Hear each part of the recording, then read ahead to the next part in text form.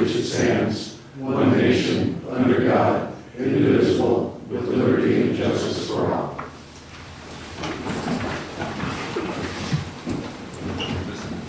All right, thank you everybody for coming. Call the meeting to order. Establish a quorum. Fisher Brown. Here. Sparks. Here. Wyatt. Here. Olson. Here. Mackala. Here. Gambino. Here. Grant. Here. Would somebody like to approve the minutes? Mr. Mayor, I move that we approve the minutes of January 6th. Do you have a I second. Made and seconded. Call please. Fisher Brown. Yes. Sparks. Yes. Wyatt. Yes. Olson. Yes. Mackala. Yes. Gambino. Yes. Grant. Aye. Accounts payable. Mr. Gambino.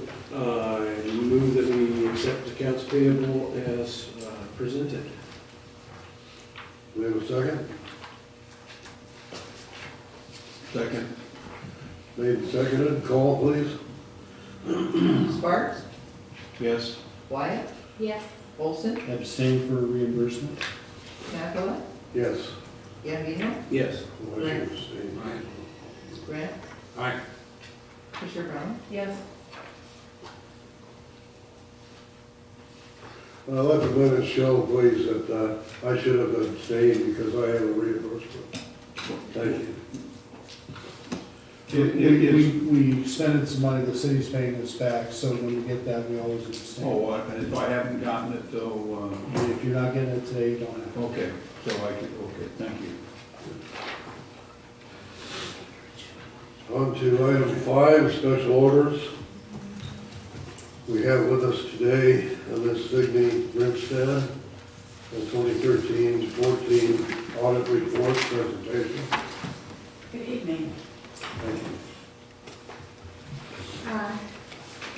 What I presented or brought to you tonight is your June 2014 year-end audit. And this is under governmental auditing standards, what we call a yellow book. And you received a clean opinion. That's exactly what you want, the highest level opinion. This was, it also Oregon minimum standards. We have criteria standards we go through, and we have no comments. So it was a very good audit. If you like, I would like to take you for comparisons of this year to last year with the page 4.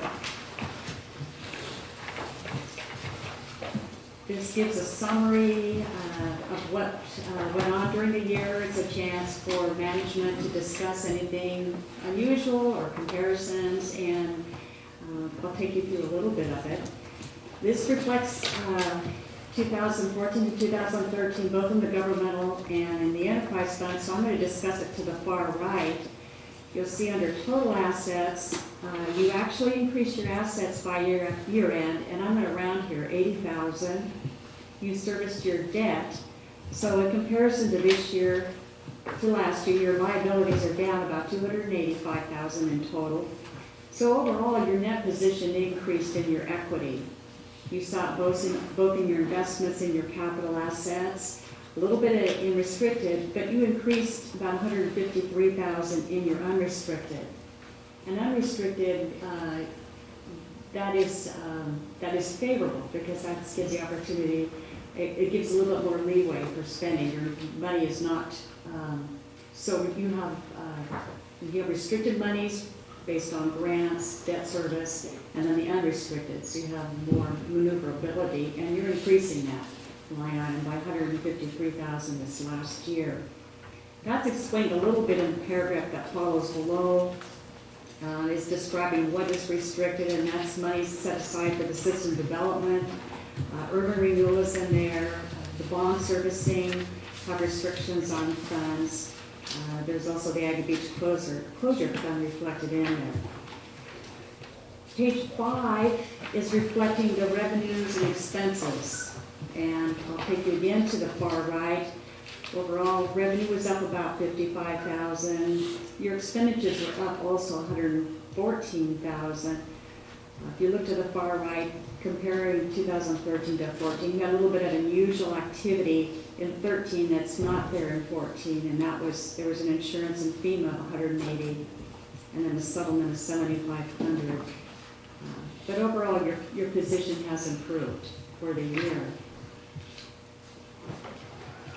This MD&A is nice. It gives you a lot of detail, and on page 6, it's reflecting under the governmental activities, capital outlay that occurred, and under around here, about $267,000, and it elaborates where that money was spent in the fiber optics at City Hall, storage benches. It's just identifying where all the funds were spent at that $267,000. In the enterprise again, what was spent under capital assets is $116,000, and elaborates where money was spent in the wastewater treatment plant. It elaborates as far as specifically what was acquired, pumps and transmitters. So that's a little unusual for that much of the detail being presented, and that's a plus. Very much transparency going on here. Page 7, this gets to the actual detail of the year under audit, June 2014, and it's broken out a little bit more in detail, and this is comparable to the previous years. Disclosures, the formats have not changed. You'll be able to pick up several previous years and do a comparison. Page 8, I want to make one comment. You're going to see at the far right there what's called a prior period adjustment, and this is almost $98,000. There was a new GASB adopted. That's where you go out for bonds and you incur some issuance costs. In prior years, those had to be spread over the life of the bonds. That changed, and so we have $97,000 that's been showing as prepaid. We are now closing it out to your fund balance. That's not going to hit your profit and loss statements in the future. So there was a change that went on that will not have an impact over the next years. It was recognized all at once, and you're done with it.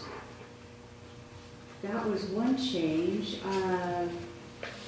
In the statements before notes, the other thing I wanted to point out is on page 14, the cash flow of your proprietary funds. This is the water, sewer, harbor. And it shows the increase of your checkbook in each of these funds. And if I take you to the middle of the page, to the far right, I want to point out that overall, the enterprise funds increased their cash holdings by almost $174,000, and it breaks it out by the particular funds. Actually, Harbor did not. It was almost a $43,000 depletion of cash, but the other funds, the water brought up almost $138,000, and the sewer $79,000. These are all grouped to enterprise funds, and that's what I was discussing to the far right. Overall, there was a cash increase. We also break out there. Excuse me. Yes. You're saying you're on page 14? I'm on page 14, yes. Okay, and you're saying pay specific attention to the far right? The far right gives the totals of all the enterprise funds, yes. Okay. One other thing I want to point out, of this cash holdings, we've identified what's restricted money in there, and those are in parentheses. So to the far right, you ended the year in all these, what we call major funds of water, sewer, harbor, of almost, well, a little over 2.4 million, and of that 808,000 is restricted to service debt, or it could be grants. The footnotes follow, and again, very generic, a good portion of them. We actually specifically get to the city on page 21, discussing more specifically the cash holdings and restricted cash holdings there. These disclosures are very similar, but it's specific to the city of Depoe Bay. It elaborates the receivable breakouts, just as you've seen before on page 23. Capital assets as well on page 23 to 24. And then a couple more pages, reflecting our funds going on to page 26. We reflect your debt beginning of the year, and you did not incur any more debt, and there was a service of debt of $274,000. I'm speaking specifically to your bonds. What's also included in debt are compensated absences, and that's specific to your employees. If you had closed your doors at June 30th, this is what you would have owed under compensated absences to the employees. Debt is elaborated on for several pages.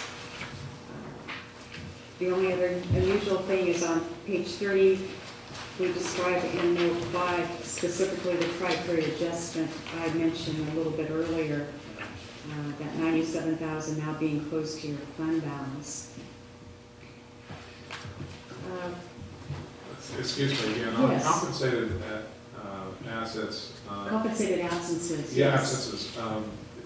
By that, are you meaning that, like, paid sick leave that's accrued, or? Paid vacation. And excuse me, vacation? Vacation pay that's been vested and it's owed the employees. Right, so, Right. but, yeah, so I just wanted to be clear on which items are part of that. And so it's vacation? It's vacation. Is there comp time there? Well, compensated absences, let's take a look at your policy on, let's see, we have a note specifically identifying, it's in your employee policy what you recognize for compensated absences. And sometimes we break that out in a footnote, and I'm not sure if we do have that one reflected. Well, I can find out, I'm just Right. curious that if what the policy of the city was, if it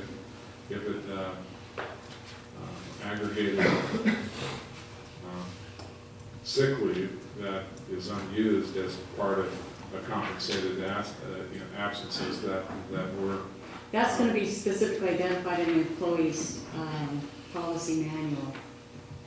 Parade, is that sick pay? If I may, what's included in that is vacation, accrued vacation Right. time, and comp time, where a person will accrue time instead of being paid for Right. overtime. Right. It does not include sick leave. The Okay. city does not pay for accrued sick leave. All right, thank you. We can include that as a disclosure in the future, specifically for the notes. The other disclosure here, which goes on for several pages, is regarding PERS. That starts on page, let's say, 28. Yes, page 28. That note's going to change, and you're going to see a potential impact on your balance sheet. This GASB 68 that's being adopted this year that we're in, and we are receiving the GASBs to take a look at specifically by municipality, what kind of an impact that's going to be. And once we know, we're going to forward that on to you, Puri. And what that reflects is those pensions. We do not have to record the liability of the pension, but that has changed because of GASB 68. That's going to be on your balance sheet in June 2015. So we're going to let, as soon as we know, we're letting municipalities know. And those letters are coming out now. So that's going to be a potential big change. And I'm not sure specifically to this city what that's going to look like yet. Other than that, in the back, the regular budget disclosures, by fund. We also, the further back, reflect specifically the bonds and their future and their payoffs scheduled out there. And then, again, we have two sets of opinions, one addressing the yellow book specifically, internal controls, compliance, and then already minimum. And as I said, there were no comments. You received clean opinion there. So that, in a real quick nutshell, is your audit. Nothing unusual went on. It's a very conservative activity, and you built your equity. So what we call a very Thank you. clean year. We didn't know it. Pardon? We didn't know it. You didn't blow it, that's correct. That's another way. Yes. No, staff watches it very closely. There were no overages. I know it's being watched closely, and it reflects as a result. The audit report we get. Thank you, Curry. We all work on that. Good job. Yes. Thank you, Cindy. Sure. Thank you so much. And again, if, you know, the footnote, the note disclosures, we can always add to them, as complementary absences. A little bit more, you know, details requested today, I'd be happy to implement that, and in the future, if there's something you'd like more elaboration on, we're happy to do that. I know there will be some discussion next year with the PERS adoption. Percentage-wise, what are we looking for shrinking on the balance sheet? Do you have any idea? I don't have any idea, and that's why we're looking forward to getting those letters.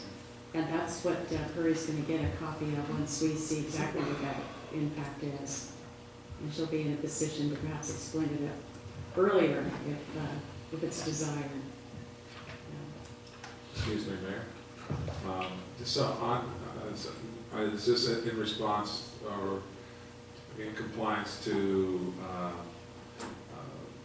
statute that was passed by the state representatives? It's not, no, well, Or is it? governmental accounting standards. Those standards are continually being updated. And it's a response to full disclosure is what it is. It's reflecting all municipalities' obligations. What's the time? It's GASB 68. Gatsby? GASB, Gatsby. Governmental Accounting Standards Board, is who dictates to us as auditors, Thank you. as well as to municipalities, what the required disclosures are. And the intent is to make it as transparent as possible, the reporting of where you sit at your year end.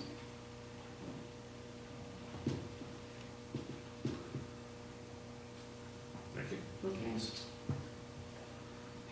Are there any more questions?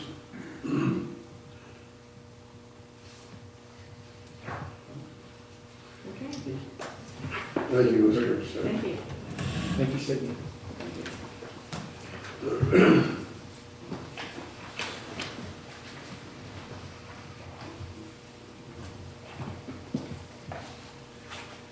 Today, on item B, interview appoint applicants for city commissions and committees. We had several people that couldn't make it today.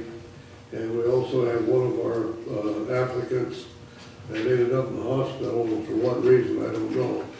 But with all that information, I decided to set this appointment ahead to our next council meeting. And so when we find out more about what happened with Roman, then we'll let everybody know that. And anyway, that's tabled until our next meeting. Pardon me? We do this one here, though, right? Oh, yes, right. With the exception, let's see, where are we here? That,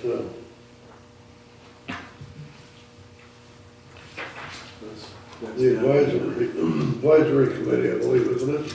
Yeah. Yeah, that's down to If you're talking about Mr. DeWitt's application to serve on the Harbor Master Plan Advisory Committee, you could interview him now, if you Yeah, we'll wanted to, interview. and make the appointment. I would ask, you have a ballot that has all of the applicants on it, so you can use your ballot after the interview to appoint him, or you could do it by motion and not use, Okay, great. whichever you'd like. All right. So, I have one last question. Yeah. Is there any reason we can't do this Parks Commission right now too? Because it's the Harbor Commission that we're missing so many people on there. Or does that make it complicated? It's up to the council. Mr. Granite is here tonight. He didn't get the. yes, we should do the Sparks thing now, because that meeting is coming up on the 26th. Actually, it's tomorrow night. No, we're talking We're about cutting it close. Parks Commission. The what?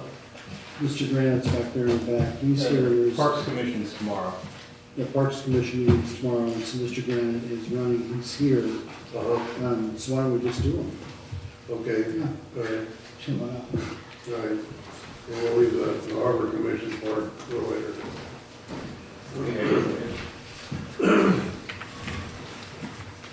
No, State your name and address, please. I'm Michael Grant, yeah.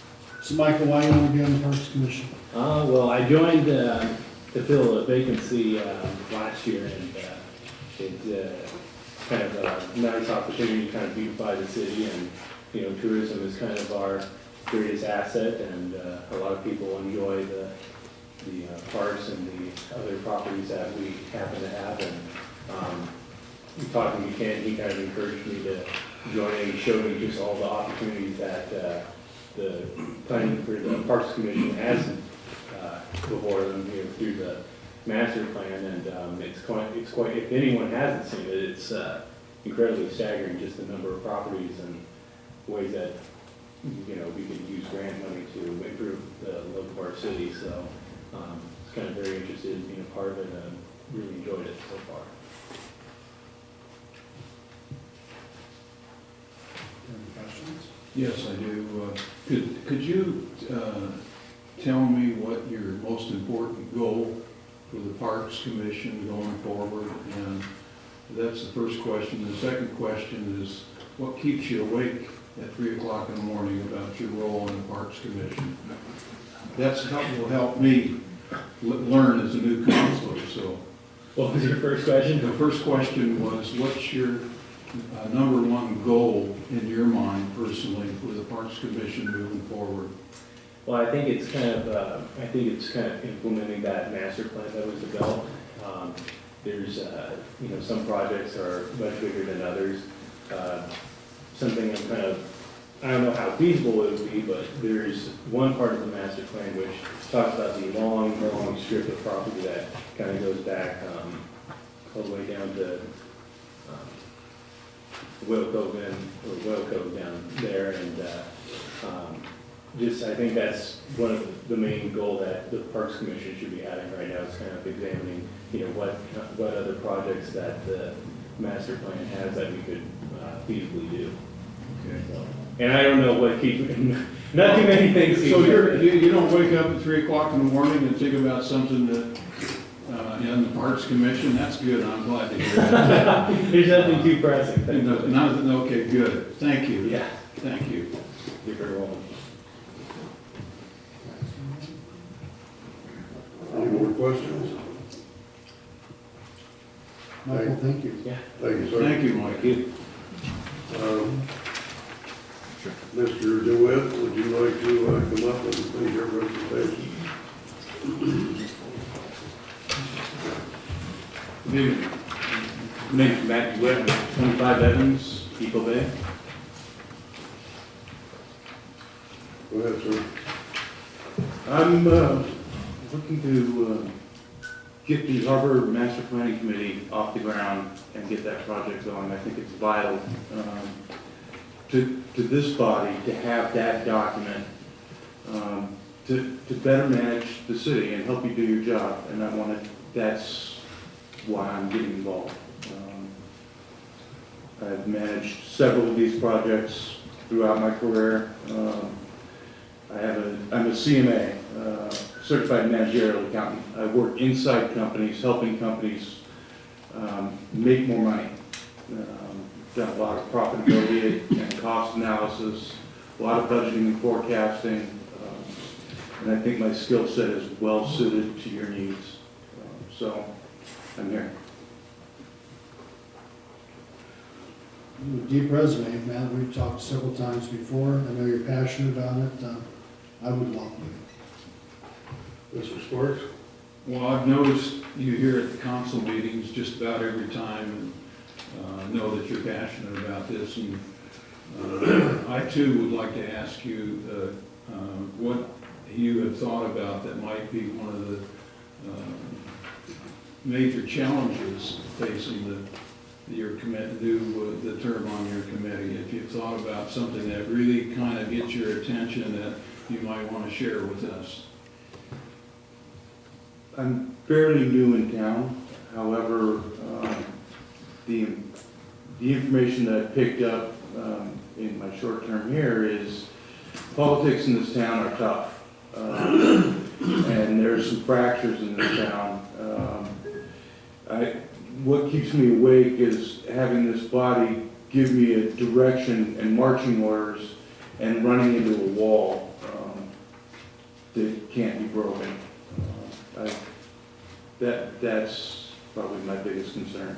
How could we do a better job in that regard? Or what would you like us to think about doing as you move forward that could help you? Well, throughout my career, again, I've done 5 or 6 major projects, and I am very consultative as opposed to combative. Okay. I ask a lot of questions up front. I get buy-in up front. Great. And I keep everybody informed so that there's no surprises at the end. And that approach has served me well throughout my career. So I'm not sure there's anything that this body can do at this point to improve that. But you're not bashful about escalating or coming to any one of us and letting us know when you have a barrier that's difficult to get over. Absolutely. All right. Absolutely. Thank you. Thank you, sir. Now, excuse me. Oh, I'm sorry. Yeah, so, I think, so what attracted you in particular to the harbor? And I also have noticed you here and participating. I want to thank you for, being here and when you've given testimony at times before, and I appreciate that. But what attracted you in particular to this project? The harbor is the economic engine of this town. Okay. And that's, I'm a mechanic. I do a lot of tune-ups, and I think I can help you make more money out of the harbor. I think I can help everybody make more money out of the harbor. And that's probably I want to give back to this town. I love it here. I've been welcomed here, and again, I have the skill set, the time, and the desire, and so I think it's a good match. Thank you. Excellent. I have a question. What do you do for a living now, or are you retired? I am retired. So you I have lots of fish. time. Well, I have lots of time when the weather's bad. So if the weather's good, then we can't count on it. That's like most fishermen. in town. Exactly. Yeah, I think that can be said of quite a few people. So good. Just curious. Thank you. Is there anything else? Okay. Thanks, man. Thank you. So you can use the ballots. Yeah, we'll just mark your ballots. Yeah, mark your ballots and. Yeah. Yeah, just go and do your ballots for both the districts and also the Parks Commission.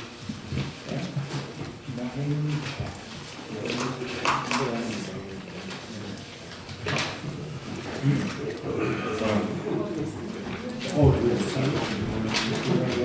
Yeah. Yeah, just forward those.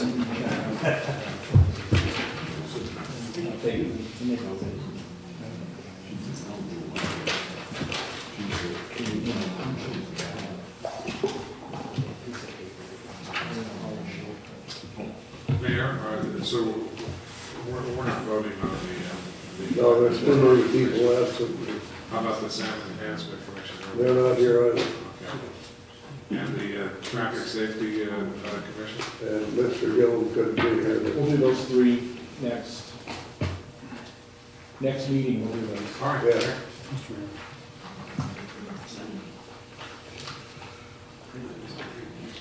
No,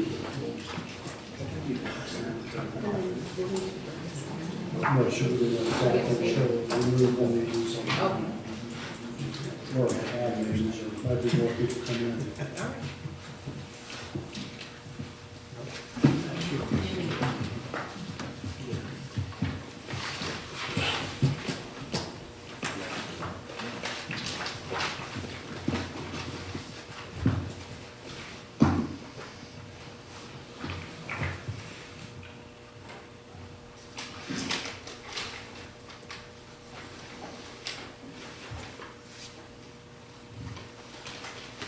That's a trifolder.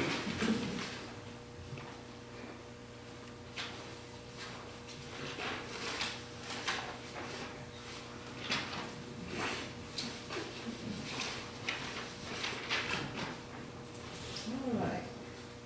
The ballots are all turned in, and the tally of the votes, it's unanimous for both appointing Michael Granite to Parks Commission position number 3 and Matt DeWitt to the Harbor Master Plan Advisory Committee. I move that we accept the ballots as tallied. Second. Any discussion on that? Yep. Call, please. Wyatt, Yes. Olson, Yes. Mackler, Yes. Gambino, Yes. Grant, Aye. Fisher Brown. Yes. Sparks. Yes. Thank you.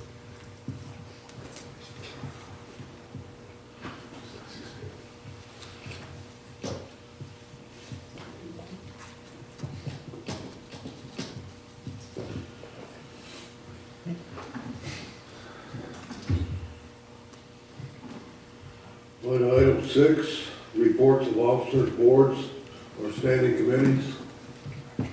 Bill, nothing? Okay. On to public comments. I understand that we have somebody that wanted to make a comment. Please come up and state your name and address. My name's Bonnie Chavis. I live on Hazelton up behind the harbor. And my house is dropping. And I heard, that there's a crack in the seawall. And so I'm concerned, that maybe that's part of my problem. Your house is dry, you mean it's sliding? It's not sliding, but the southwest corner has gone, and it's got like a facade in front of it, and that has moved out, and it's popping like the siding up. And I've had it mended twice in 11 years, and it's just, like in the last 2 months, it's really gotten bad. And I don't know if that has anything to do with that. Yeah, with the land. I know the Corps of Engineers have been doing studies on that portion of the harbor, and they say that the land is slowly moving along with the seawall, the ocean washing out the seawall, so a combination of both. But they did put in some reinforcement pilings that were way down into bedrock, and they put several of them in a row along that whole slide area. So and according to them, Kate Gross, she's the director of the Pacific region of the ports in Oregon. She wrote a letter saying that slide has ceased to be moving as far as their survey marks show at this point. So what information we have is that it quit sliding, but maybe there's stuff that may be settling on that hillside. It's really hard to say without a geologist really looking into it.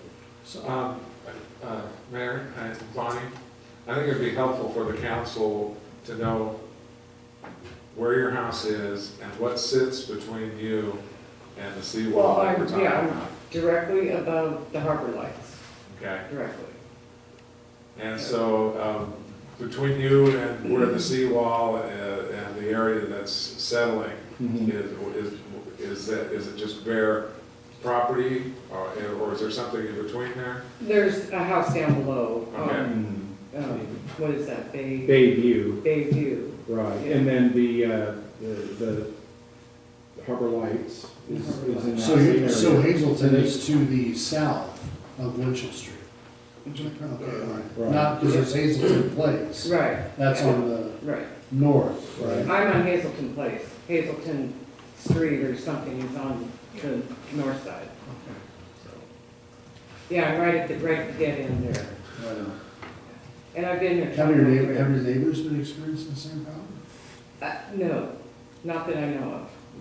It's, the people across the street, they're recent, moved in within the last few months. And then, there's an empty lot to the north of me, and then a vacation home on there, and they haven't said anything, so.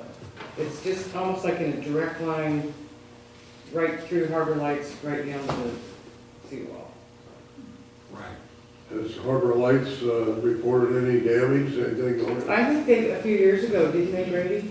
Yeah, they did. Over the years, Harbor Lights have occurred with utilities coming apart, like water lines and stuff just separating from the downhill side. And the city on Bayview have actually had a settling of the sewer main actually getting reverse fall, and we've had to bring it back up to correct heights and backfill quite a bit. But according to the Corps, now they said that they've helped us with putting in these retainment pilings. So hopefully it's came to a halt and maybe stuff is maybe settling now. I just don't know without having a geologist or an expert really look into it. What's the time period that you, I'm sorry. I'm sorry. What's the time period that you've noticed where this has occurred? Well, it started about 11 years ago. Like I said, I've had it repaired twice and it's been fine. And then it was just kind of a gradual thing. It's not real noticeable unless you actually walk down there and look at it. Mm-hmm. But I had lost a gutter and a downspout. And so anyway, I went down there and looked and I just went, oh my God. And I had a hole in my siding where the siding had popped up. So I would say in the last couple, 3 months, it's really gotten bad. That's not good, that means it's moving pretty quickly then. And I mean, it's not gonna take my house away, but it is dropping that corner Well, it's gonna because, make it unsafe if that continues. I mean, that's what my untutored estimation would be. yeah, you have to see it Yeah. to understand it. It's getting to where it's a problem with my doors and my windows and, so. I just wondered if there was anything new on the crack in the seawall. Yeah, I have a question. That would be the next question. Do we have any avenue of approach to try to determine what this problem is? Well, they determined that there was an ancient slide that was occurring from who knows when. But there's a bit of an explanation in some paperwork that City Hall has when they first did the study, when they did the construction of these reinforcement piers. So maybe we can look into that a little bit. I know it was before my tenure here, but I was involved in a lot of the construction of it with the cities and making sure the utilities and stuff are safe. But we can do that. We can also maybe get current readings of what the Corps may have, because they're here biannually to measure those marks, and they put in Right, I know where they are. brass monuments to measure off of and see if there's any movement whatsoever in the slide itself, or in that area. Her home does fall right into that area where this is all occurring. Now, it was brought to the attention of the Harbor Commission and reported to the previous council that there was a crack in the seawall down there. I don't know when, it wasn't brought forward when that crack occurred. Do you know about that crack? I haven't Well, gotten I know that there's been a fracture in that one last section. So the seawall is built, they poured them in sections. And that last southerly section does have a fracture in it. And it appears to be progressively getting worse, but the Corps doesn't seem to make much of that, other than the whole section is moving into the bay itself. Do It's like they- a do giant they have block a- moving towards Do the they bay. have a narrative on that, and what they think is happening and conclusions? They told us that, yeah, they do. They have some paperwork that explains all that. Can that be made available to the council, so we can pass it on to Ms. Chavez also? Yeah. So we can kind of get an idea of maybe what the chorus think is happening, and also, when is the next report on the, due on the? Measurements of Yeah, the the- measurements. It should be this quarter, so I would think somewhere in March. I believe they were here last year about that time, and they show up in September or March in those areas. So we'll try to get their current results. I Do you know if there's any other benchmarks close to this residence that? You know, I'm not sure what they have. I'm just familiar with the marks that were put in the harbor area itself. Mr. Mayor, there's a. Go ahead. My question to you is, you said that you had this occur twice in the last 11 years. It's not that bad, just a gradual thing. So on your first, when you first had it fixed, what did they say the cause of damage was? Settling. Settling. It was my home settling. Okay. It was because I've lived there 21 years, but I put a new modular on 11 years ago. Right. And so they had come back twice and, you know. So that just- probably wouldn't be what would be from the seawall if it occurred 11 years ago. You think? I don't know. Out of curiosity, you've already contacted your insurer. Yes. You know, if your insurer wants, maybe we should make that report from the Army Corps available to them. I think Well, that's the a reason- insurance didn't pay for me to fix it. Oh, they won't pay? It was the guy that put the home on the property. I see. Between him and my husband. Fixed Right, it. but now they're not there, and it's Right. perhaps an insurance. I I- know you don't want to tap that, but you know, the last thing you want to have happen is your home and its foundation become undermined. Right, well, I haven't said anything to my insurance company because I just assumed it wouldn't be covered. I don't know. So, It was just a thought.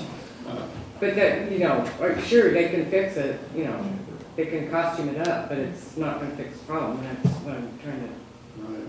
get to the bottom of. The question for Brady. Sure. Last summer, when we were doing the dredging here, Right? there was a discussion about the seawall over by the fish plant or over on that other side. By the fueling area. Does that have any relationship to this discussion at all? Yeah, yes, It it's does? by the So fueling. there's a bigger, so this, Yes. By that fueling area of the harbor, that section of the seawall that's in where the dock areas are, that dock 4 and our fueling dock, if you take that almost in a pie shape up into the eastern, almost southeast to the north too of it, that whole area is the area that's in question. okay. But so back, I don't know, it was quite a few years ago, I'm thinking in the mid-2000s, that's when the Corps placed all these pilings to prevent the slide, and they got down into bedrock. They put a number of them in there. I don't know exactly how many, but we can get all that information. But that's slipping too over there, right? Not according to them. The But it's last related. report from Kate was, Kate Groff from Corps was everything is kind of copacetic at this time. Okay.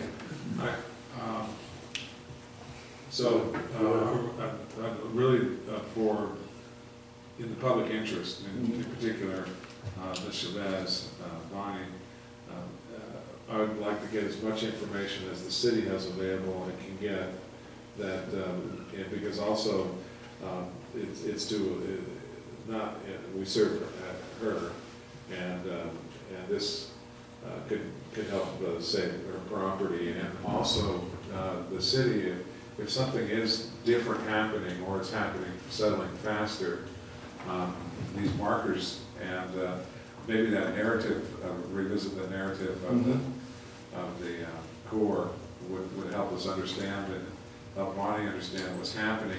I guess my comment too is that there's some things happening right this time of the year, rains happening this time of year. And then I guess it's a curiosity, and I'm sure that it probably has nothing to do with it. We just had this dredging project. Yeah. That removed a lot of, how many cubic yards of debris? 10,000 cubic yards of debris.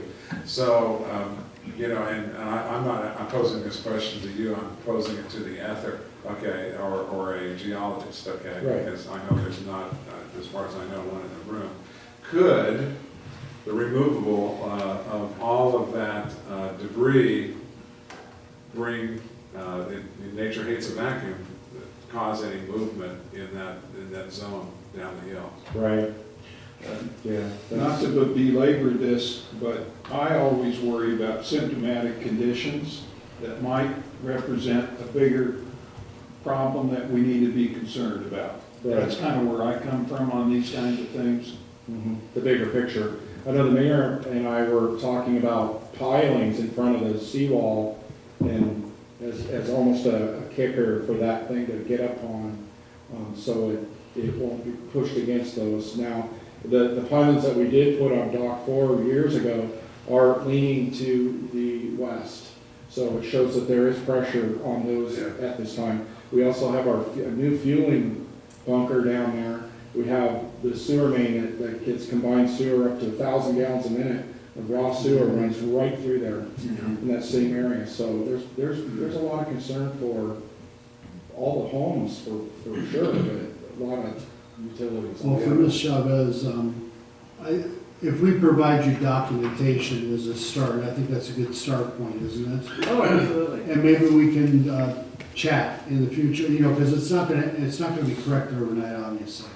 And I don't think anybody here has the right answers to the questions that are out there. I would That's love why I'm to here, make it because stop. I don't, I know nothing about it. I'd say we just give you what we can, and we just continue to communicate, man. I'm sorry for the problem in your No, I foundation. totally appreciate that. Mr. President? Yes, sir. So could we direct staff to get some times and dates for us when the next look at the markers are and Sure. and for next meeting, so we know, and also provide the narrative for of the Corps of Engineers for Yeah, us. absolutely, I think we should. Okay. Brady, Yes. I'm assuming that they check for lateral movement and elevation on those markers, right? Yes, So absolutely. any sort of settling or Right. movement whatsoever is going to be documented. Yes, and they have their own geologists that come and do this and their surveyors. So maybe we could let them know that there's current issues and we would really request some updates sooner than I later. think See what their that- response is. We'll I try to think get them an it would email. behoove us to contact the folks at Old Harbor Lights and Yes. see if there's any new activity there, because that's between you and the area we're talking about. Right. Yeah, that's a great idea.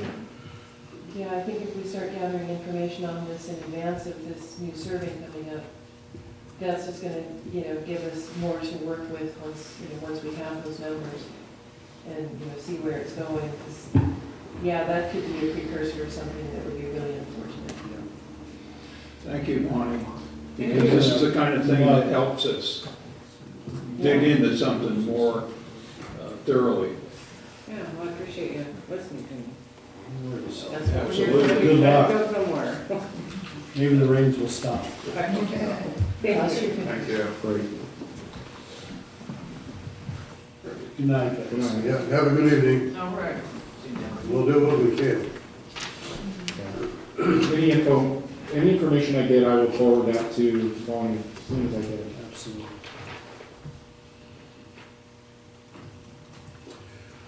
Is there any other council comments Public comments. or public comments on these? Yes. Feel bad for him, her neighbor, other than Hazelton too. How's your house? Mine's okay, well, drainage, I think I've talked to Brady. Yes. You want to state your name and your address? Yes, Nate Fingerson, 250 Southeast Hazelton. Just, on the other side of the street, up a couple houses from her, so. I am here not for any of the issues that we just talked about. I'm a school counselor at Taft High School. And I'm bringing the concern of myself and some of our students about a recent article published in the Times about our problem with homeless people in the city and their squatting, as they were called, on city properties and vacant properties and bank-owned properties. And I was just curious to know, you know, in reading news media, I take it a little bit of heart as to what goes on in the media and what's written and what slant is coming for it, especially from the author of that article. But I'm curious to know if it's been discussed, what we plan to do as a city. You know, I'm a new resident, I've only lived here for about a year, but I bought a house here because I think this is a really cool town, and I live right behind the bay, and you know, I've heard good things about the city. We have approximately 190 kids between K and 12 that are homeless in the 3 schools in Lincoln City that Depoe Bay serves. And I also work with Neighbors for Kids and the Young Life, so I'm pretty familiar with a lot of our students. And I actually had a couple of students come to me concerned that they were talked about as squatters. And I'm curious to know if there's any ideas on how we can better serve this population, or what we can do as a community to not only delegate the enforcement. Obviously is a hazard. We don't want people living in vacant properties and bank-owned properties and stuff, but is there anything else that we can do or to provide for our homeless population?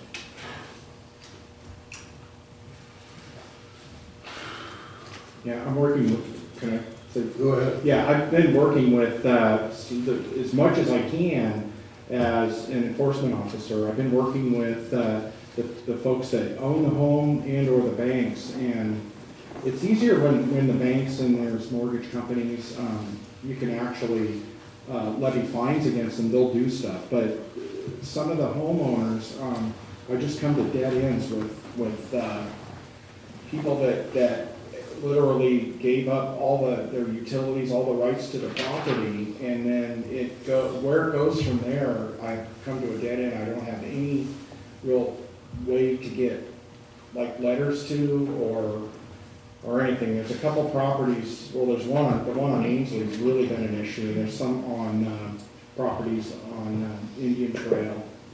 And so I've tried as much as I can, and I've talked to enforcement officers in other cities.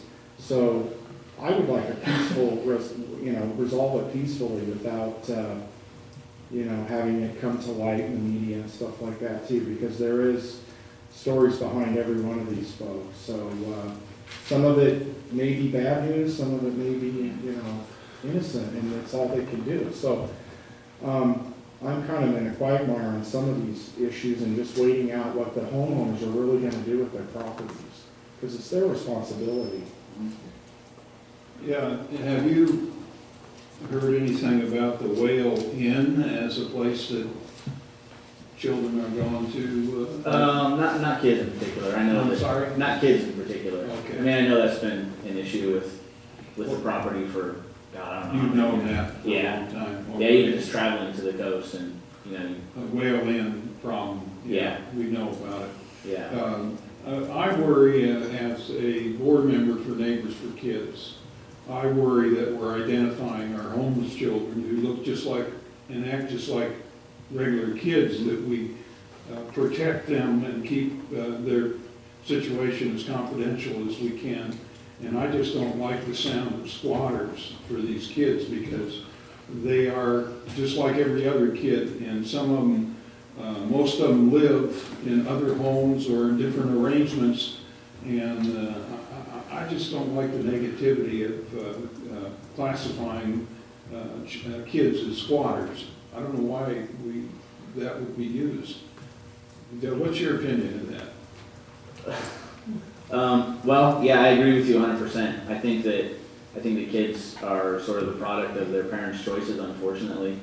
And as adults, we make choices or have things happen, and then, if we have kids, they sort of have to just tag along and follow either whatever circumstances were dealt or whatnot. I wanted to preface it, when I first read it, I got to school in the morning and I saw that, and I was like, the first thing was to be upset, because we had just completed a pretty big project at the school where we had a homelessness awareness assembly, with all 700 kids, and we raised about $400 at that assembly for keeping the lights on for people over the break right before Christmas. And so we were really on this high of like, okay, we're going to do something. We've really been working at the high school to work on, the culture of the students and being aware of, your next door neighbor might be homeless and you have no idea, so you need to watch what we say. But then, on the other side, being a resident, I wouldn't want a trailer park next to my house, and I would probably be upset by that too. So, I think it's a twofold thing. I think it's a safety matter, obviously.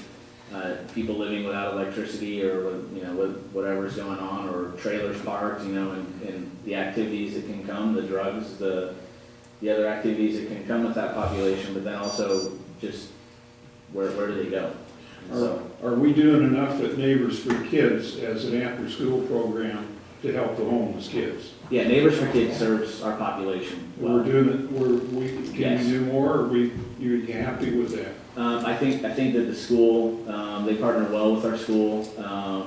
They serve our after-school program, and our buses go from our school late at night to Neighbors for Kids, where they can have after school. And so I think that they're doing really well there. I think we could always do more, and I guess I didn't want to come and complain. I wanted to see, as a resident, what can I do to help? Because I do a lot for the community at the school and being involved with Young Life, and And you're working with us over at our building. Yeah. You're working with Toby Wynn. Yeah, occasionally. Okay. Yeah. All right. Yeah, our kids go to the school, and We're very committed over there to do what we need to do. And that's one of the reasons why I'm proud of the city, because it's, we are a harbor city, we're based on the harbor and tourism, but that's a pretty big thing for a small city to undertake and to fund and to help out with, and that's a beautiful property. If you haven't been in there, you gotta go. So. Mr. Mayor, can I ask a couple questions? You had something? Your name, can I get your name again? I'm sorry, I didn't write it down. Nate Fingerson. Fingerson? Yeah, F is in Frank. Oh, okay. Yeah. Nate, so you came, and I didn't read the article. I heard about it, but I didn't want to read it. So my homeless unit, we have certain safety nets in the state, and I know you work as a school counselor at Clark High School. Yeah. So that children at risk would be able to, the counselor, part of your job is also to identify some of these children and to maybe help and assist in the safety nets or protect those kids from harm. Is that right? Yeah, that's true. Part of your, okay. So adults make decisions for themselves, and a lot of people are victims, and they can end up homeless. But the kids is what you're really, in particular, coming to the council and concerned about, not as much as the adults here, which there are also, I think, some avenues for too. But so, can you think of any ideas that do you have an idea for what the city might be able to do to help out the situation? That's a great question. I think that I think all over the state of Oregon, the towns like Eugene and Salem and some other areas have looked at this same problem where they've had areas that homeless people have lived, and they've gone in and cleaned them out or relocated them to a safer area with facilities for them to use. I don't know if any of that is really feasible for a small city, with a very small tax base in the budget. And I don't really have an idea of other than wraparound services that we give students that we've been able to identify. And I just wonder if I myself don't have any answers specifically, but I wonder if there is, a way that we could, as a city or people involved, sort of look at this as something, a long-term that we could be known for, that we looked at and addressed a serious problem. Because I think there's a lot of power in that for community coming together and looking at how we could work with this population to make sure that the kids are taken care of, and that, also we're, maintaining the rules and laws that are set forth in the city to make it a safe place. I have a suggestion that with your assistance, leadership, I think we should convene some sort of committee that might be meeting over at Neighbors for Kids as an example. We have space over there, or meet here and get selected community members and maybe a council member to participate and have a conversation about this and see where it goes and look at the issues and see what we can do. Something might come out of that kind of conversation. I would hate to have you come in here and just let you go and drop it because it's too important. It's too critical for us. We've got a big investment here in this town with Neighbors for Kids and trying to help out. So would you be agreeable to help lead such a conversation? Yeah, I can do whatever. I would love to. That would be great. Okay. And I personally would be happy to join in the conversation. Okay, great. In Lincoln City, there's an organization called Family Promise. Yes. And that is, one of the purposes is to help families to get a new start. Yep. And get off their feet. Of course, one of the problems they have, of course, is space. Yeah. How many people they can actually have. So you're familiar with that. So, Yeah, my principal is actually on the board for Family Promise. okay, so that is a good outreach for families. But I don't know, with a mixture or what you're talking about, mainly, when they are whole families, no doubt. Yeah, the tough thing, and they do a great job, and with what they have and how we can help them. The tough thing is that there's just not a lot of space. So over the summer, we actually used our building, and we would have a staff or administrator stay in overnight with the family. At the school. Yeah, at the school. And we would section off a section of the school so that, it was still a safe place, and staff could still come in and do work over the summer, but that the family would have the security and the privacy temporarily until they could get on their feet, or Family Promise could help locate them. It is a very small operation, but I think anything counts, and, I mean... We can do more. I agree. So, how do we proceed? Well, you make sure we have Nate's name and how to contact us, and maybe you can give us a little direction on how we might proceed. Okay. You probably have contacts that might be able to join in that conversation. Most definitely. Okay. That, go ahead, Ron. I would just also add, we happen to get some correspondence. This is a little bit related to that, and if you don't know about it, you probably do, but District Attorney's Office for Lincoln County addressing a local, it's called Local Public Safety Coordinating Council. Do you know about that? I've not heard of that. Well, you could have this. They are actually looking for a representative. Don't know if Actually, that Robert, was we have specific. one. Hmm? I'm sorry, we have one. Oh, okay. Steve Sparks has stepped up for that. Okay. So that's why I was Because that may be also helpful. volunteering to, obviously I don't have enough to do, so. And I have one more thing, but these are issues that we're very passionate about, Yes. taking care of our kids. Okay, let's do this then.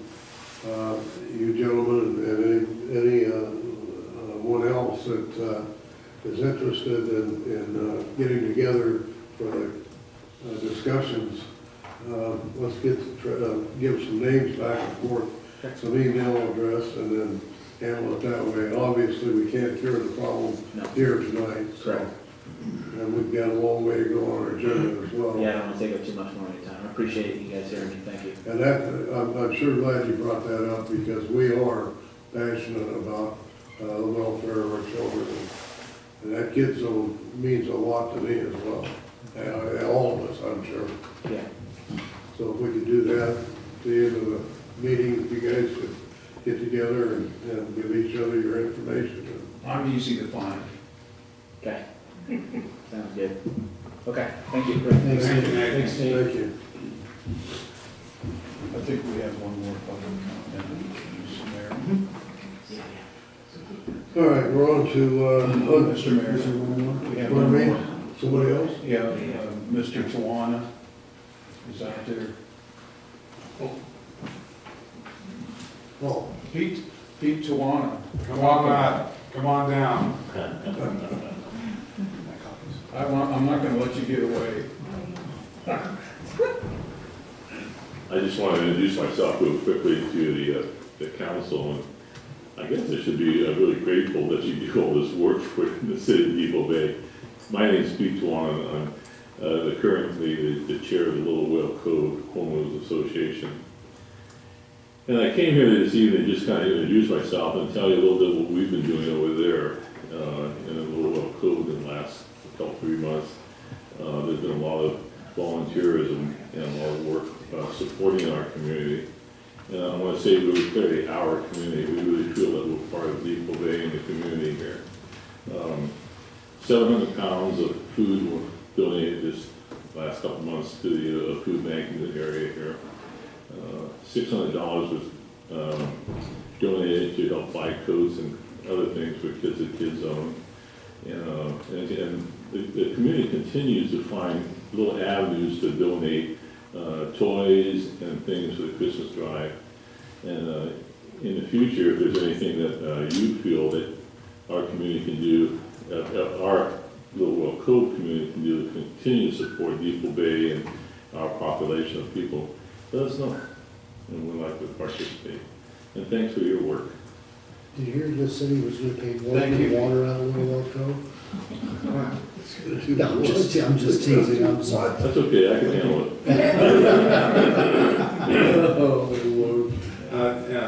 Mr. Mayor, Mr. President, Council, I've got the honor of serving with Pete as chair. He's the chair of the Little Whale Cove Homeowners Association Board of Directors, and I serve as one of the board members also.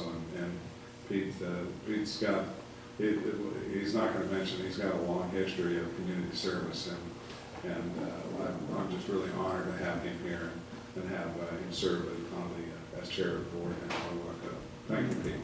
That's nice of you to say that, because my wife and other people think other things of me. No, but again, you know, I haven't been involved much, and I just took this one leadership role over there, and I'm encouraged by what we do here in the community. So thanks again. And we're encouraged by having you involved. You know, I'll be glad to help it any way you can. If you need, you know, like a little committee or something like that, if you are looking at something, we'll be glad. yes. And when you're in the service to the public or organizational or managerial positions, you know you're doing a good job when half of the people love you and half of them hate you. And another piece of advice, if you don't want to get elected to a job, make sure you attend every meeting. I appreciate that advice. Thank you very much. Thank you, Pete. Yes, thank you for bringing your credentials. I appreciate it. Yeah. All right, on to unfinished business. The medical marijuana facilities, city regulations. What do we got on that, Curry? You all should have gotten a memo from Larry, which he attached a few ORS, pages of ORS statutes. And he's here tonight, so he can review that with you. What you have consistent. So it's Roy Hagelin, the planning commission chairperson too. I said Roy Hagelin's here also tonight on this. So, as you all probably know, currently the city has a moratorium on the medical marijuana dispensaries, and per the current state law, that will expire on April 30th, and with what looks like no ability for that moratorium to be extended. So, therefore, between now and April 30th, the city is in a position to make some decisions, that being you know, ranging from doing absolutely nothing, at which time April 30th, the moratorium would expire, and then the medical marijuana dispensaries could be located in the city per state regulation, or the city can also consider additional regulations beyond what the state has as far as location and operations and that sort of thing. So that's kind of where it is at. There's just to give you kind of an overview of, there's a few key state regulations primarily related to the location, because it's my understanding that that's kind of a hot button that you have been talking about. And that is, the state only allows medical marijuana dispensaries to be located in certain zones, and that would be commercial zones, industrial zones, mixed-use zones, or agricultural zones. They are not allowed to be located in residential zones. So what that means for Depoe Bay is essentially, per the state law on that, they would be allowed in only the commercial zones and the industrial zones.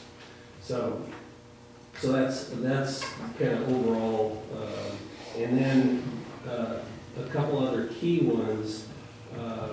One, they can't be located on the same site as a marijuana grow site.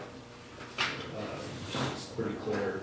And then they cannot be within 1,000 feet of a school. And they talk about a public or private, elementary, secondary, or career school attended primarily by minors.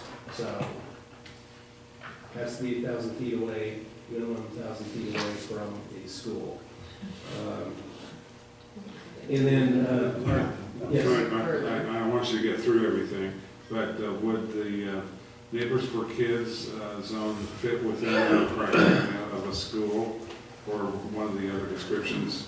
I would say that probably not. In that, if you just take it as definition of a school, that they have to be 1,000 feet away from school, because right now the Neighbors for Kids is not considered a school. So Yeah, zoned a club I would or say- a fraternal organization, You're right. that's how it's zoned. Yeah, so I would say no. Really, I'd like to get, I'm wondering, for clarity there, I guess, if it ever came up, would like to get an opinion from the Attorney General on that. Because it's an after-school program, and it attended predominantly by children under 18. But that comes down to the zoning thing. That's a zoning call. Well, that's part of the, I'm sorry to interrupt you on it. No, it's what I'm talking about, the marijuana dispensary. Oh, no, I know, but I am too. Okay. The kid zone, excuse me, Neighbors for Kids. Neighbors for Kids You can is say zoned, kid zone. Kid zone is zoned a fraternal organization or a club. They're not zoned as a school, and that's part of why this conversation is important, because I don't know of anybody in this room that wants to see marijuana sold next door to the kid zone. And as it's written right now in zoning, it can be. And so we have to consider if that one is important. I mean, some people might say, well, let's put it right next door. Personally, I'm not on that bent. But we have to, in my mind, we have to figure out how to get this either by city business license or by zoning to make sure that, in my mind, there's no next door to the kid zone. I can't fathom that, and I'm not trying to make a moral distinction about marijuana. I don't care if somebody smokes or not, that's their business. But it's our business to protect our children. And that's where I'm at on this whole thing, is to keep it away from there. And then we have to come up with the mechanism to do that. And we have some really good suggestions here in the audience and at the table today. Okay, John? I'm sorry to jump in, Joe. No, that gives some clarification. On this memo that we received, it says down here in additional regulations, may or may not want to consider additional regulations. So we have the power and the ability to, for instance, amend that to say, nowhere within 1,000 feet of any facility or location that is primarily used by or for children. Is that correct? I believe under a city licensure, that is So- correct. So But that under would not. zoning, under zoning, Yeah. that's Right. not correct. No. Okay, but for instance, if someone wanted to locate a business, you know, just hypothetically down at the Mall 101, there would, you know, if there was any facility down there that was used primarily for children, like Neighbors for Kids or Well, we have a a little daycare, for instance, or anything, any facility that was primarily for the use or population by children, then we could enact a city ordinance that says that business can't be located there because of that. And That's correct. put that yes. into action. So it seemed to me, looking at the requirements necessary for zoning the Neighbors for Kids as a school would be difficult, if not impossible, to qualify for. You know, buses and facilities necessary for all of that would be way more than it's possible for, you know, to be considered at this point. So wouldn't it be easier, I think, to enact, you know, or consider enacting an ordinance like that so that, you know, that separation would be satisfied without having to reclassify it as a school or to change the zoning? You know, one of the things that I asked Perry to check into the moratorium extension, because after talking with Roy, our planning commission chairperson, you know, we have a process. This is not a simple decision. You know, this is something I think every citizen in Depoe Bay has a right to come in and articulate about, because there are going to be some people that are not in favor of it at all. There'll be some people that say, well, open it up, let's just make it a hot utopia, or somewhere in between. So we need to, in my mind, we need to have some public hearings, whether it's through the planning commission or whether it's through the city ordinance or city council. We need to open it up and have people give us their input. So that's all I need to say on that. Yes, sir. Yes. All well and good, except for the constraint of time. And we have that And problem. especially if you're gonna try and create an ordinance, you don't have enough time to not only open it up to the public and have, you know, a whole bunch of meetings about it, but then if you're gonna try and do an ordinance as well, you're not gonna make it. Perry and I talked about it. Perry, you want to jump in on that? I would defer to Larry as far as the schedule, if it's gonna be a text amendment to the zoning code. I believe if everybody was willing to have extra meetings, it's possible that we could have a text amendment. I know there's the 45-day notice, the LCD. It's going to be That would be very tight. Very good. might be quicker through the ordinance Yeah, process. and ordinance, for example, the city council says we are going to specify specific regulations and conditions on this kind of business license. Now you're talking an ordinance to amend our business license ordinance. There's no requirement for the council to have a public hearing. Oftentimes the council, depending on the subject matter, thinks it's a good idea. I think that is possible by April 30th. Tight time frame. Very likely you would be coming out more than the 2 nights a month that you do anyway. There would be special meetings involved. If you're looking at that kind of avenue, as far as having regulations attached to a business license, and you're looking at ordinance adoption, I would focus on having the ordinance drafted and presented for the adoption no later than your first meeting in April. That would be your deadline, because if you're not at that point by then, it's quite likely you would not have anything else. And you know, we could actually have, if not one, a series of public comment period prior to a regular council meeting, which, you know, we set the time. It's an hour ahead, a half hour ahead. We have to do it once or twice, whatever it is, as long as we get it done into the month of March, being done by the last meeting of March. Yeah, last meeting of March, we could, in effect, get an ordinance, and even if it comes in a little bit later than the May 1st deadline, you might skate by, you know. The danger or jeopardy there is that somebody comes into town and say, oh boy, I got a pile of dough and I love marijuana, I'm gonna put it right here next to, in my worst case scenario, next to the kids zone. Yeah, that's And then we have the- another issue, which is a legal issue to deal with. So, Well, that's whatever we the do, thing we is- need to post haste get on this. and Yeah, we move it know right it's along. inevitable, we know it's They're coming coming, down and the train putting it track. off isn't gonna make it any better. We've already identified the risky location that we can't predict what's gonna happen there at that location, but it is a risk. There is. And Okay, everybody well, knows how I feel about it. We can set this ahead just by a motion, and May 1 doesn't mean beans if we so decide. If we don't have the ordinance or the regulations together, then we can just set it ahead and get it done. We don't have to, nothing says we have to have it by No. the end of the moratorium. No, that's true, but then we do open ourselves up to the potential of somebody with money coming in here saying, Well, Taking I wanna do advantage it, of. but we also can say no. well, we do have that option, you're absolutely correct, Mr. So, If I might, a question for the council. What I'm hearing is the concern at the city level is location.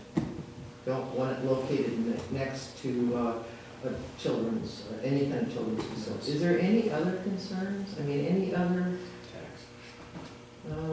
Yeah, we're precluded from Yeah, that. that we might not be able to talk about at all, but. There's some good examples of what's been, the dispensaries that are in Lincoln City and Newport, as far, and a lot of these businesses have been in operation for several months, if not a year, or more, and, they, based on what their model is showing, I think that's, we can use that as a good way to decide what's gonna, what could not work here or potentially might not work, and what actually does work. Because I think that the regulations, as far as security, parking, and various other infrastructure, nuts and bolts of these types of businesses are pretty well addressed in the ordinance.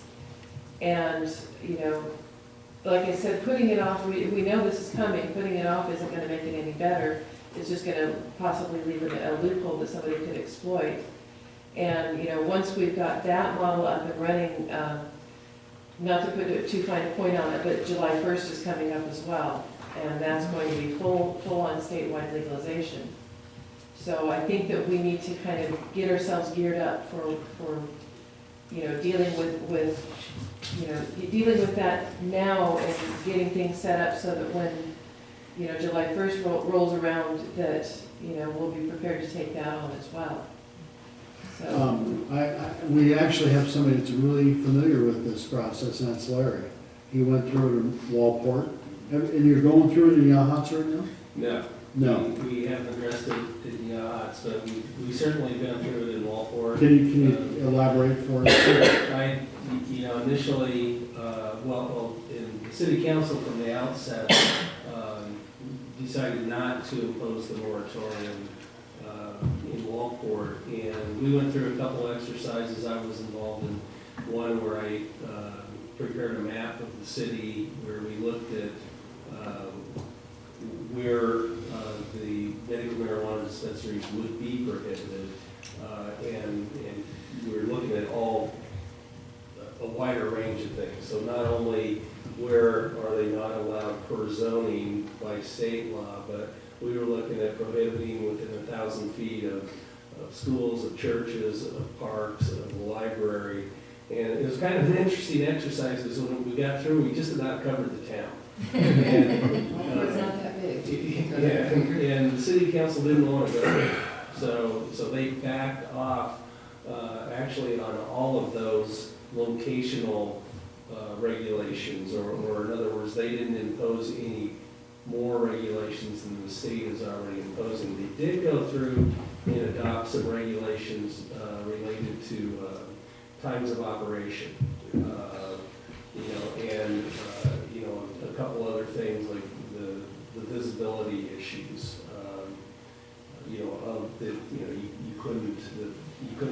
displaying any cannabis products. Isn't it true also, Larry, that, from, at least from what I've been reading, that we're gonna face some other regulations that'll come out when the OLCC gets involved? That's exactly. And also some more stuff from the state. So anything that we might approve now will have some holes blown in it sometime in the future. It could, Isn't yeah. that true? It could, you know, the one good thing we've got going here is, you know, really we're at least, we've already eliminated all the areas basically except Highway 101. Because that's where our commercial and industrial zone is. So, you know, it's, as far as the locational part of it, it's a matter of looking where, basically up and down the highway, do we want to prohibit. So. Okay, then, did you I have have a some? question, I was just wondering, is there gonna be a difference between the medical dispensary and the recreational Retail. retail? Yeah. Yeah. So I mean, they could go down to 101 shops and open a shop for retail, correct? I don't think so. I don't Oh, think that's the way it No, works. it's just OLCC. Yeah, not yet. That's down the road, and actually those regulations, Yeah, that's- we don't know yet. Okay, that's what I was wondering. because July now they're making this separate. 2016. Exactly, because they're totally different. Yeah. Now, I can add to that right now that OLCC, through their website, is taking public comments, and I believe that you can be anonymous or not, as you choose, on the legalization. It's mainly addressing wanting to get input from the citizenry as far as concerns, of all concerns. Whatever is bothering you, whatever you think is good about it, think is bad about it, they want to know, because, you know, this is going to help them, you know, once July 1st comes around as well, they want to know how the people want this regulated and handled. So, I've already gone to the website and commented, and of course, I encourage everybody here and everybody watching on YouTube to do the same. They also have content that will push to if you want it. Yeah, Email, all the regulations are coming through emails right now. yeah. So, might I suggest that we as a body decide, one, if we want to have public hearings, two, if we don't. That would be the first question. Because if we're going to get public input, we need to do it sooner rather than later. Would that also include taking written input as well as testimony? Yeah, I think so. So that might make it a little bit more efficient. Yeah, that's fine. I guess just a straw poll, does everybody feel like we need to have this open to the public? For comments? I think that it would be a good idea just to, you know, get a general idea of when, you know, what do the people who live here think about it? Where, you know, where would they want it to be, for instance, and how would they want it handled? Or if they want it at all? Okay, I well, would if say, excuse me, Mr. President, Yeah, sure. I would say if there's a chance, I mean, if there's a realistic expectation that we can do something meaningful to restrict where a dispensary is, either medical or retail in the town, based upon some wording in the zoning, then yes, let's go ahead and have the public testimony and see if we can get a majority of the council to do that. If there's no reasonable expectation of being able to do anything, in other words, it's an exercise in futility based upon current regulation, then I'd say, no, let's not do that. So, Mr. Lewis, I guess my question for you, is there a realistic expectation that the council could enact something meaningful that would keep the kids out of harm's way? No, absolutely, yeah, and I think you know, back to what Corey was talking about earlier, I think the right way to go, at least initially, is to keep it in the business license path, because that's the way that you're gonna be able to get it done by April 30th. I think introducing it into the land use, the zoning ordinance is not gonna get accomplished by May 1st. Now, that doesn't mean that you couldn't go back and do it later if you want. And there's, you know, cities all over the state have gone both ways with it. Both Newport and Walport have kept it out of the zoning ordinance and treat it as a business license. It's a retail operation with regulations. Lincoln City actually has put it in their zoning code as an outright permitted use, and I'm not sure why they have done that. The other option, again, not by May 1, but down the road that could be considered is putting it in our commercial and or industrial zones as a conditional use. And that way you would develop specific conditions that a medical marijuana or recreational would have to meet, and that would be a public hearing process. But for sure now, in order to make the deadline by April 30th. The ordinance. stick with- Floyd, do you have any comments you'd like to make? Larry's completely right. We want it done in time. Going through the business license is the only way. And I would suggest that, you don't love me, Larry, that you task Larry to write a straw man. He can take the one, I read the one from Walport after our meeting Wednesday. And that seems to me to fit everything other than the 1,000 feet from any place children gather.